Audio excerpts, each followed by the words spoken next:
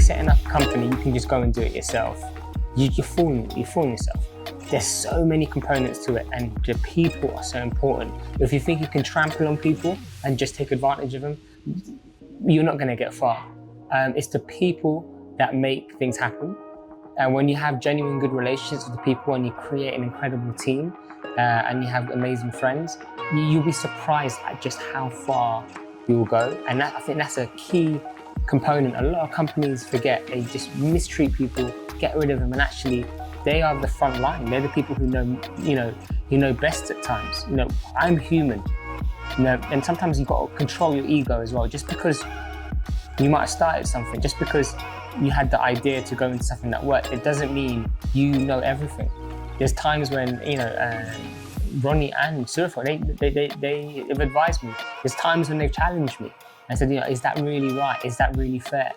And most of the time I am right, but no, I'm joking. But like, you have to just kind of take it with a pinch of salt. But seriously though, when you have good people around you, then you can go places, I think.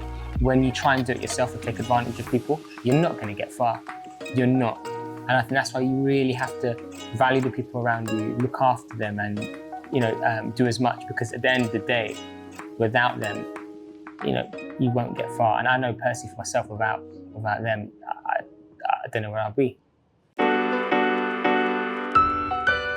Ronnie is one of a kind. He is so loyal. I just remember going back to university. I think I met Ronnie on the second day of uni, and since then, like, you couldn't really separate us. It was me, Ronnie, and another friend who would be introduced later on in the next season. But we would do everything together. So we would go to lectures together. If there was a party at uni, we would call each other up, and kind of figure out where we're going, who we're going to go with, and where we're staying. So we called ourselves the A-team. No one really knew that, but we stuck together. And this was even outside of uni. So when we went on holiday a few times together, we always asked, well, George, what are you doing? Ronnie, what are you doing? Okay, let's do that. So we always decided whenever there's other people as well. So Ronnie's always been loyal as a friend. And he's just always been a consistent, calm figure. You never see this guy upset or angry. Like, he's just always been so calm, right? So just having him come on board and help out has just been just incredible. And yeah, he's just one of a kind in terms of kind of character. I think it also helps that we have same beliefs as well. So Ronnie's a Christian, I'm a Christian, so we have kind of a lot in common that we share. And it's just been incredible because I've known him for over 15 years now. So when I think at the time I asked him to help out, he didn't even hesitate. He was there to help out and just give his time. And that's just the kind of person Ronnie's always been. Surafel, what can I say about Surafel? He's probably one of the most outspoken, blunt people I've ever met in my life. but the thing about Surafel is he's the most generous person you ever meet as well. And he's very quiet about it. Look, I've got this company and it's doing really well. If I went to Surafel and said, hey, can you lend me some money? He would. He wouldn't ask any questions. He would just give me what it is. And I think sometimes in the past, his generosity is being taken advantage of. But no, he's good as gold. I think one of the most incredible things I always remember about Surafel is when he came to help me, I said to him that the deal is any deals that you closed, that you started or you introduced, I'm going to give you a cut, like a little commission on it. So he said fine, and we worked together for a few months, and he helped me out a lot before he found another job. And then I called him back. I remember I was in London Bridge, I was going to a meeting, and I called him. I said, hey, one of those calls you made about 6 months ago or something, they closed, so I owe you some money. And he just said, keep it. I said, what do you mean? It's what we agreed. We agreed, this is what's supposed to come for you. And he went, no, I don't want it, just keep it. And that's just that's what he's like. He's always thinking about himself. There's been situations where he puts himself out of pocket. He said, George, I don't think you should pay me for this, or I don't think we should do this, or I don't think you should do that. So I think Surafel is more like a brother than anything else, because he's always trying to give me his best advice. And he always calls me out of the room. He makes the smallest things sometimes feel so serious. But his intentions are always so good. But yeah, when he came and helped as well, again, no hesitation. he just kind of gave his time and was like really willing to just help. He asked a lot of questions, but apart from that, he was great, just to help out. And I think it's just like mood, you know, it increases the mood. When you're sitting at home on your own, 9 to 5 every day, just working, no one to motivate you, no deadlines, you create them yourself, having that additional person there, it's a breath of fresh air. And that's what he was at the time. So when you came and joined and started working with us, or working with me, what was it that, do you remember what you did? Yeah, to be fair, I didn't know what to expect, but just remember, like, we started off with cold calling, which I was comfortable with because I'd done it before. I was not comfortable with it. I did not enjoy it. Is that why you got me in? Yeah, I hated it. Yeah, so I'm making like about 50 calls a day. At least. Yeah, and what's so crazy, like, it's the first time I ever like actually went on Google, like, do my own research, look for potential customers. You're looking up for local businesses and things, find out phone numbers. Yeah. And then it was interesting just speaking to like people about Google Ads at that time anyway. I could see your excitement. I think for me that's what was like really good, like, because like we could have a lead and you were just so excited. Yeah. Those days when one client came on, I was over the moon, and if a client left, that was a bad week. I was just. And I remember, like, if we had a good day, like calling, around 1 o'clock, let's go play PlayStation. In the next room. Yeah. What about you, Surafel? When was it you? Same sort of situation as Ronnie. So, but I just left Moneypool, which is the company I was working for. Oh yeah. After that. Yeah. Because I stayed for like 2 and a bit years, maybe 3 years, and I basically got told there was no real potential for progression. I was like, I'm basically wasting my time here. But somehow we ended up meeting up, and then I did basically what Ron did. So I think I remember how you approached me there. Yeah. He said, "Let me ask you a question." What you did to me. That's his catchphrase. Use it now. Let me ask you a question. Yeah. No, but yeah. So what was it you were doing coming into it? Because was you thinking of, let me go help him out because he looks like a struggle, or there's an opportunity for me to learn or something? No, it was multitude of things. So one, it's an opportunity for me to learn something, see if there's any potential for it. Yeah. And it was progressing, continuing down that route. And second thing, like, I had nothing to lose, so it's like, it's a learning opportunity. There's nothing for me to lose. I'm helping you out at the same time. You're like starting to build a business. And I remember that you were sort of a serial businessman before you even left university. Oh yeah. So I remember he had like a website he created that was doing budgeting. And I remember I was like one of your first customers, and you got me to buy it. Oh, did I? Mate, the only reason I've got a PayPal account to this day is because you got me to set up a PayPal account to buy that budgeting service thing. Did you ever use it? No, because you refunded me because like, oh no, like someone tried to sell it. I think someone tried to buy it. Yeah, someone tried to buy it from America, yeah. And you cancel, you like, you take your money back, so you just send me the money I paid you for it. Yeah. So I was like, he's onto something, and you wouldn't jump into something if you didn't think there was a potential. So knowing you, I was like, I'll go, yeah. Because we went to some events as well, do you remember? Yeah, we did. Yeah. I remember having to get my suit out. Yeah, The same suit I wore to my graduation. It's funny because when you came in, I think that's when I started going heavy into networking events. So I was trying to move away from cold calling because it was killing me. This is a really interesting story. A few years later, I had a 5-year anniversary and I invited these gentlemen to come. When Ronnie came, you were out of a job. Yeah. And you weren't even in a good place, was you? No. So when he invited me, had just been made redundant. Basically, our company got bought out by Zoopla, which is a huge company, and they were going to outsource some of the work that we were doing to another agency. So yeah, I was out of a job, and to be fair, I was not even looking for work. Yeah. My thinking was to either start something or do a bit of traveling. And then when you invited me to that dinner, I was like, oh, this is a really good environment, because obviously I think you had one new member by then.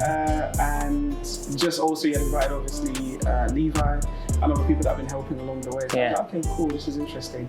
And I think we spoke like a few weeks after that. No, it was a few days, because I called Ronnie, and I was like, hey, how you doing, Ronnie? Because Ronnie just came to my mind. I said, let me just call Ronnie, let me see how he's doing. Let's see what's going. I was like, how you doing? And he went, oh, you know what, not good, George. I've actually got made redundant. I was like, what? I was like, when did you get made redundant? He's like a week ago. I was like, why did you not mention it during like when we met up? And he went, nah, that's your day. I didn't want to ruin it. And I was like, flip, like, that's so considerate. But you didn't want to mention it. I was like, I said, this is right. I was like, just come in. There's like the next few days. Then you came in, and that was it, wasn't it? Running a business can be incredibly lonely, especially at the beginning when you're doing it on your own. So when I first started, I spent hours every day just doing cold calls, just calling companies and seeing if they're interested. And it's incredibly demoralizing because you get people telling you to go stick it somewhere. They tell you what you're doing with your life, you're wasting it. And then, I'm not thick-skinned, so when they say things like that to me, I'm like, am I actually wasting my life? So there was a point when I was just exhausted and somewhat kind of ready to give up. And there were a few occasions during that time when I had incredible friends who were in between jobs. They came out and helped me. Didn't ask for any money, didn't ask for any favors, and they just came and gave their time.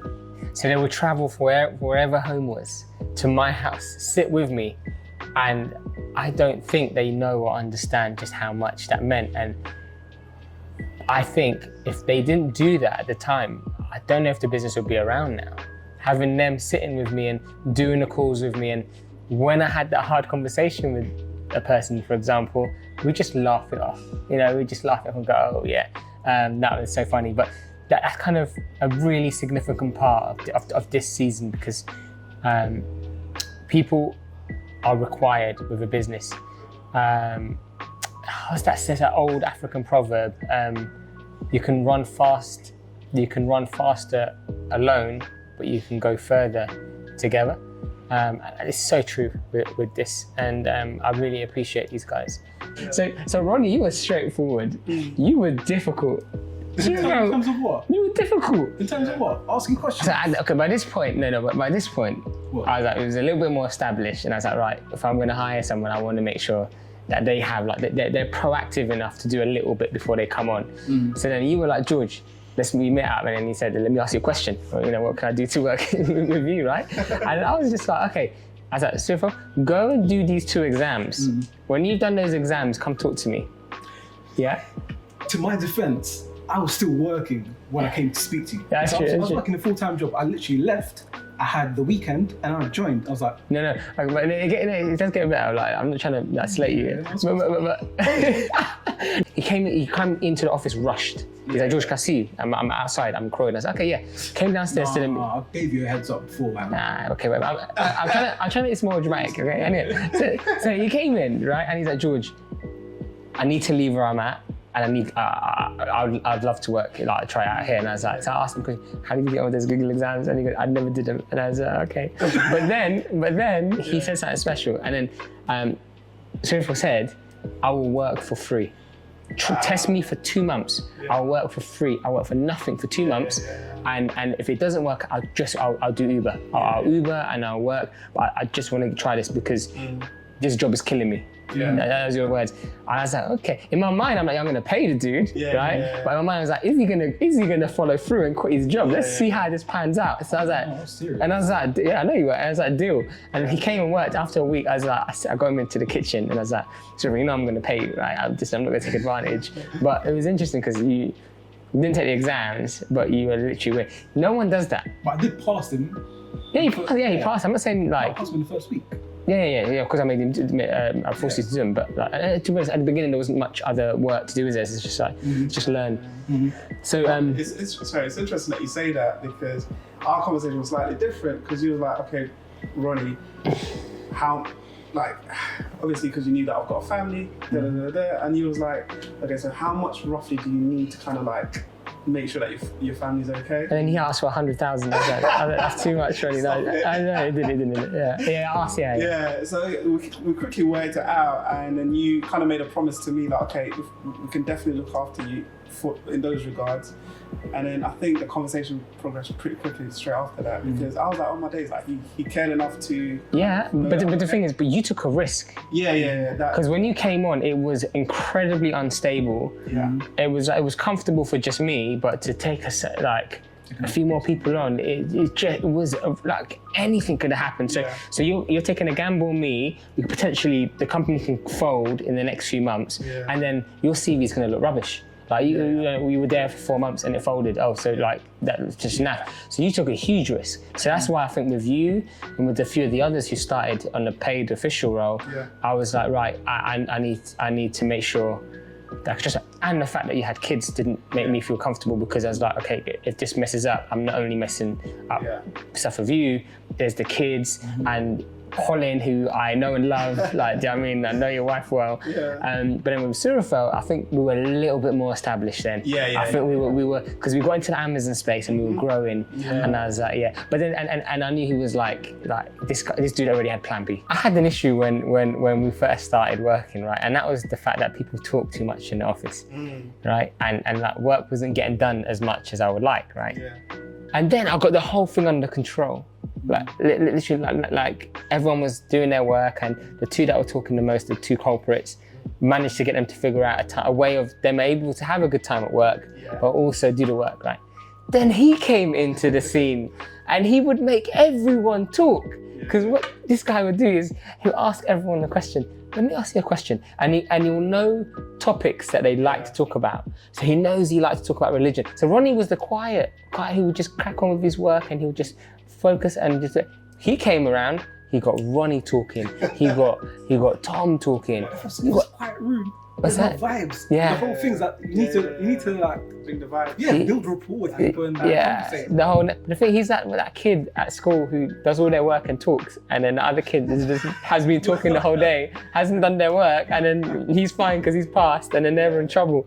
But no, that was, I think, that like one memory I remember about you. But that's I think what makes you such a good account manager, because you ask question after question, and there's a point when you were asking me something, I was like, Surafel, I don't know the answer to that question. Like, I don't. You're gonna have to figure that one out. This thing, I know you found it annoying, but at the time, if I'm new, one, you guys were kind of new to Amazon anyway, because Amazon was a whole new thing. So, like, the level of knowledge that was out there was limited. So even when I searched things up and I couldn't find it, I was like, I had the assumption in my head that, okay, you guys are managing these accounts. You're gonna know like all the answers. Obviously now I know that's not a fact, because Amazon changes things so often. That even to this day, there are things that I do not know. I'm sure there's things that Ronnie doesn't know. I'm sure there's things that you yourself don't know. Yeah, it's constantly evolving. But when I got given my first account and things, I want to do the best I can for that person. What was your feeling when you took on that first account? Do you know what? As an account manager, it's kind of like you're an extension of the whole business. So. One, I was a bit nervous because I'm like, oh my days, like partly the success of this brand is literally down to how well I manage their ads. So for me, that's the pressure I put myself on. But yeah, I was excited, nervous, and a whole mixture of other things as well. And I remember your first account. That company you had didn't pay us much of a management fee. At the time it was great, but then obviously we as we grew, we charged more. And then I think 3 years ago, I was like, you need to let go of this account. You need to take on bigger accounts, because it kind of runs itself now, and you need to work on it. And you were like, no, I want this account. No, that was not my first account, that's my second account. The second account? So my second account, to be fair with you, he did eventually leave, but he left this year. So he literally been my oldest client, like my oldest consistent Amazon client. And he stuck with me the whole time. Some of our old clients that's been with us for like 5, 6, coming to 6 years now, that relationship is different because they feel like for example, like some of them will WhatsApp me because they've got my number. And some of them even when you're requesting for like follow-up meetings, it's kind of like, they're so comfortable at this stage. They've been with us for 4 or 5 years. I want to ask you one question, which is the question I always think about when I look at entrepreneurs or people who want to want to start their own thing, Yeah. which is nothing ever goes smoothly. Yeah. When things were going down, Yeah. because I'm sure there were times Oh yeah. rocky. What kept you sort of going? What made you think, you know what, this is the path where I'm going to succeed. I'm just going to carry on regardless of whatever happens. Wow, you want to go into season 2, yeah? Oh, Okay, okay, right, that's okay. I could talk about it. No, I guess, just being tenacious about it. I think, like, when things are like all up in the air and you're not sure, and then you look at your friends and they're working in London, making this much money and that much money, and it's just like, I'm here just about breaking through, and I've just lost a really good client. I remember there was one time a company outsourced to me. That was like 70% of the business. Yeah. They outsourced to me, and they were an SEO company, and all of a sudden Google must have made a big change. Yeah. And they lost all their SEO clients because the ranking just fell off a cliff. So that person said, right, you know, George, that part of my business has died, so I'm gonna have to take all of this PPC off you. So I lost 70% of the business overnight. And I said, oh my gosh, that's a lot of money. So This is why we had everyone on. no, this is before everyone. So there's just, I lost all that stability, but I just had to I just kept going. I just, it gets to a point where I just created the habit. If I could do these many calls every day, if I could send these many emails every day, I just got to do it. I've got to do it, and I've got to do it, I've got to do it. So I just kept going and going. And I think it was also the drive. I think I'm very happy to be in an uncomfortable place. And at the time, I had no kids. I don't have any kids now. No kids, no dependents really. So I was free to take a bit of a gamble. Yeah. And I just thought, it's not over yet. But I don't know, it's something inside me. I'm just like, I'm not going to give up on this. I'm going to See it through. see it through, yeah.